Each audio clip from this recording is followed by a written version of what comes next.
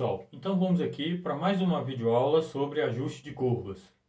Às vezes o nosso problema é um problema não linear, mas a gente quer resolver esse problema utilizando o método dos mínimos quadrados com funções lineares, porque isso aí é barato computacionalmente e é eficiente, tá certo? Então nós podemos fazer algumas transformações chamadas de transformações não lineares. Essas transformações elas são muito baseadas nas propriedades de logaritmos, tá certo? Então, para a gente fazer, então nós vamos pegar um modelo que é não linear e transformar esse modelo em um modelo que é linear. Então vamos pegar um exemplo: y igual a ax elevado a b. Isso aí é um modelo não linear. Como nós podemos fazer a linearização desse modelo? Então nós podemos tirar o logaritmo natural dos dois lados. Então vai ficar o logaritmo natural de y é igual ao logaritmo natural de a vezes o logaritmo natural de x elevado a b. Então, pelas propriedades de logaritmo, nós temos que o logaritmo natural de y vai ser igual ao logaritmo natural de a mais o logaritmo natural de x elevado a b. De novo, pelas propriedades de logaritmo, nós temos que o ln de y vai ser igual ao ln de a mais o b vezes o ln de x, tá certo? Então esse aí é o nosso modelo linear, então nós podemos fazer um y maiúsculo igual a ln de y, o beta 0, b maiúsculo igual a ln de a e o b1 maiúsculo igual a b. Então nós temos o nosso modelo aí, y maiúsculo é igual a b0 maiúsculo mais b0 vezes o x, só que aí o x é o ln de x. Então agora, para voltar ao nosso modelo anterior, a gente usa o ln de a igual a b0, então eu tiro exponencial dos dois lados, então e elevado a ln de a é igual a e elevado a b0, então a gente tem que a é igual a b0, tá certo? É igual a e elevado a b0. Bom, então essas aí são algumas propriedades de logaritmo, só para a gente lembrar, mas vocês podem usar aí qualquer propriedade de logaritmo para poder fazer essa linearização da nossa expressão que seja não linear. Então agora nós vamos ver um exemplo, que é um exemplo clássico aí, de linearização dos nossos modelos, tá certo? Então esse exemplo aí, ele tem eu vou pegar uma reação química, não é isso?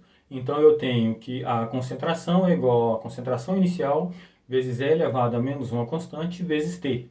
Eu quero fazer a linearização disso aí, então eu vou ter que ln de C é igual ao ln de C0 menos Kt. Eu usei aí a propriedade, o ln de E elevado a menos Kt é igual a menos K vezes T. Então observem que aqui agora o nosso modelo já está linear. Então vamos pegar aqui uma tabela aqui como exemplo, para a gente ver um exemplo de utilização desse método de linearização aí, tá certo? Então nessa tabela aqui, nós fizemos que o ln de C era igual ao ln de C0 mais um K vezes o T, tá certo? Então nós precisamos tirar o ln de C. Então, para fazer o nosso ajuste, nós precisamos do ln de C, porque o y grande é igual a ln de C, y maiúsculo, não é isso? Então a gente faz o ln de C e o T. A partir daí nós podemos ajustar o nosso modelo e conseguimos os coeficientes B0 e B1. Então o ln de C é igual a menos 0,1 menos 4,96 vezes T. Então o C0 é igual a E elevado a menos 0,1. Então o C0 é igual a 0,892 moles, tá certo? E o K é igual a 4,96 segundos. A nossa constante de tempo é igual a 4,96 segundos, tá certo? Então esse aí foi o nosso modelo linearizado. A partir desse modelo agora, com qualquer T, eu consigo determinar a concentração. A regressão linear múltipla eu faço quando eu tenho mais de uma variável explicativa para uma variável independente apenas. Então nós temos aí um y e vários x diferentes, por assim dizer, né? Então nós temos um modelo que é igual ao y, igual a beta 0, mais beta 1 x1, mais beta 2 x2, e assim sucessivamente, até eu tenho p variáveis resposta aí, né? Eu tenho p variáveis explicativas aí. Bom, então o nosso modelo ele é feito da forma, as equações normais são feitas da forma como foram feitas anteriormente, só que antes eu derivava em relação a beta 0 e a beta 1 apenas. Agora, como eu tenho mais constantes, mais variáveis, então eu vou derivar em relação às p variáveis, tá certo? Então derivar em relação a beta 1, derivar em relação a beta 2, derivar em relação a beta p. Então, da mesma forma como a gente fez anteriormente, nós vamos montar um sistema linear, e esse sistema linear a gente pode resolver utilizando, por exemplo, o método de Cholesky, já que essa matriz ela é simétrica e definida positiva. Então nós temos aqui agora um exemplo, que é um exemplo de um estúdio fotográfico. Então eu tenho um estúdio fotográfico e o dono desse estúdio fotográfico quer abrir um estúdio em outra cidade. Então ele fez um estudo nas cidades que já existem o estúdio fotográfico. Então ele observou que, dependendo da quantidade de pessoas, de crianças maiores do que 16 anos, e a renda da família, acontecia um número de vendas diferentes. Então nós temos aí duas variáveis explicativas, né, isso que é a quantidade de pessoas maiores que 16 anos e a renda, e nós temos lá uma variável resposta que é a quantidade de vendas. Então o número de variáveis é igual a 2, e o número de parâmetros é igual a 3, já que eu rotei um beta 0 mais um beta 1 x1 mais um beta 2 x2.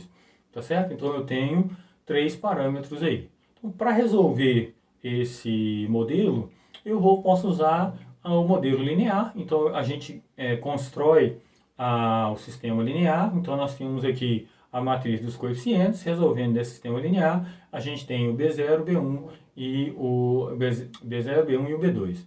Bom, a regressão polinomial, eu faço a regressão polinomial quando eu tenho apenas uma variável explicativa e uma variável independente, só que eu quero um modelo que não seja linear, eu quero um modelo que seja de grau n. Então, aí eu vou montar também um sistema linear, que eu tenho que lembrar que o x aqui, ele não é a incógnita, ele é a constante, porque os valores de x e eu tenho. Então, é só montando esse sistema linear, resolvendo, a gente tem o nosso modelo. Bom, então, como nós vamos fazer a escolha do melhor ajuste para o nosso método? A gente já viu que o erro, ele não é um bom parâmetro para a determinação do nosso modelo. Então, a gente viu um outro parâmetro que é o quadrado residual médio. Então, o quadrado residual médio, a gente tem que ele é o erro. Então, como agora a gente tem o ajuste, ele pode ter mais de um parâmetro. Então, eu tenho o erro de B0, B1. Então, essa é a minha expressão. Então, quanto maior o número de parâmetros, melhor seria esse parâmetro. Então, o critério de informação de Akaike, ele é um parâmetro que dá uma medida da qualidade do meu ajuste, tá certo? De acordo com o conjunto de dados. Então, quanto maior a qualidade do meu modelo, menor é a perda de informação. Então, quanto menor for o valor do parâmetro de Akaike, menor valor absoluto for o parâmetro de Akaike, menor é melhor é o meu modelo. Então, como que calcula esse critério de informação de Akaike? Esse critério de informação de Akaike, ele é calculado o n vezes o logaritmo natural do meu erro quadrado dividido pela quantidade de variáveis mais 2p. Só que esse não é um bom parâmetro, porque quando eu tenho um número muito grande de parâmetros, ele pode ser ruim. Então, por isso, o autor do nosso livro, ele aconselha a gente utilizar o critério de Akaike de segunda ordem, de acordo com os autores Burman e Anderson.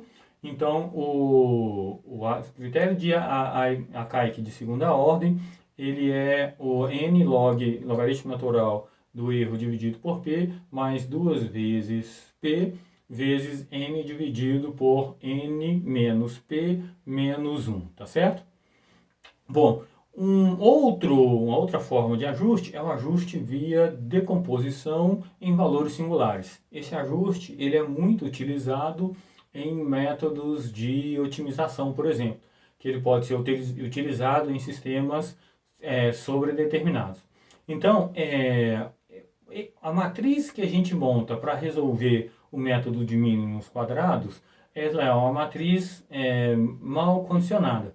Ou seja, se a gente mexe em um dos parâmetros ali, não é isso? Então, o valor do meu ajuste lá, ele muda muito os coeficientes do meu ajuste. Então, o método de decomposição em valores singulares, ele melhora isso aí também na hora de eu resolver o meu sistema. Então, ele é um algoritmo, ele é um programa muito usado em sistemas determinados, sobredeterminados, para a solução de métodos de otimização, por exemplo. Tá certo? Bom, essa então foi a nossa videoaula. Em breve teremos mais videoaulas no canal.